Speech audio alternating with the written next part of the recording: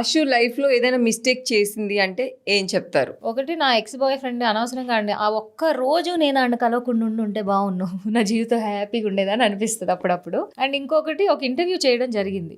ఆ ఇంటర్వ్యూ చేసిన తర్వాత ఫస్ట్ ఇది చేశాను, ఊరుకోవచ్చు కదా, కొంచెం చిన్న ఇచ్చింగ్ ఎక్కువై సెకండ్ అది కూడా ఓకే అని చేశాను. ఏది ఏ ఇంటర్వ్యూ? అందరికీ తెలుసు ఆబ్వియస్లీ, నేను చేసింది ఒకే ఒక ఇంటర్వ్యూ, నేను ఇంకెవరిని ఇంటర్వ్యూ సో చేయలేదు. బేసిక్ గా అది కూడా మేము అడుగుదాం అనుకున్నాం, అంటే దాని వల్ల మీకు చాలా ప్రాబ్లమ్స్ ఫేస్ చేశారు అని. ప్రాబ్లమ్స్ ఫేస్ చేయడం కాదు, తర్వాత ఏమవుతుంది అనేది ఆలోచించలేదు. బేసికల్ గా నాకేమైనా పర్వాలేదు, బికాస్ నేను చేసిన తప్పుకి నేను పడతాను, ఎవరి దృష్టిలోనూ అది తప్పు అవ్వచ్చు, దానికి నేను కాన్సిక్వెన్సెస్ ఫేస్ చేస్తాను. But I did not think about what my parents will.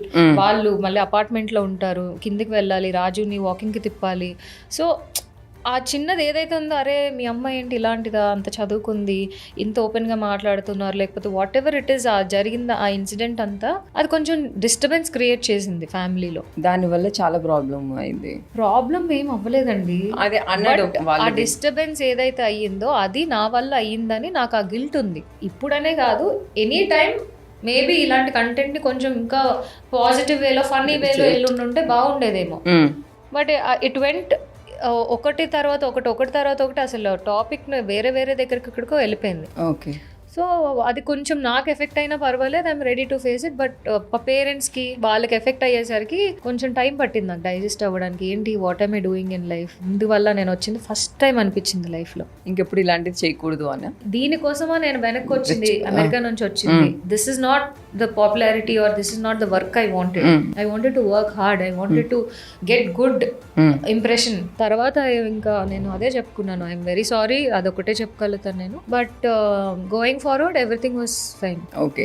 ఆ ఇంటర్వ్యూ తర్వాత సార్తో మళ్ళీ మీరు మాట్లాడడం జరిగిందా?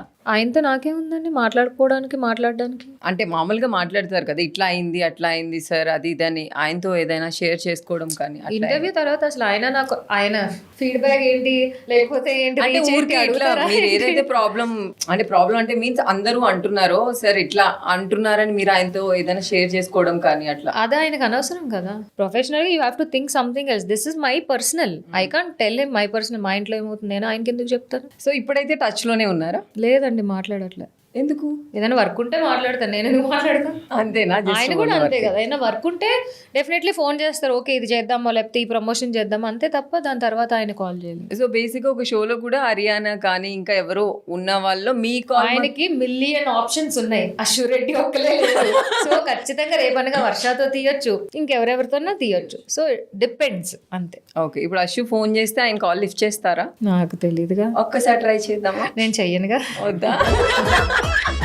తెలిసిందిలే, నేను చేయను. ఎందుకంటే ఐ ఫీల్ బ్యాడ్. ఒక దగ్గర ఏంటంటే నేనే ఓవర్ థింక్ చేసేసి ఆయన బర్త్డే కూడా ఇన్వైట్ చేసినప్పుడు ఐ ఫెల్ట్ లైక్ అబ్బా ఇప్పుడు వెళ్తే ఏంటి అని చెప్పి I avoided. So I felt ఇప్పుడు నేనే ముఖం పెట్టుకొని కాల్ చేస్తాను. అసలు ఆర్జీవి గారితో ఆ ఇంటర్వ్యూ చెయ్యాలి అని ఆ ఛాన్స్ ఎలా వచ్చింది మీకు? He had options, not just me, he had options. Aryana అవ్వచ్చు, లేకపోతే he had multiple options. I don't know, team or somebody suggested my name అంట.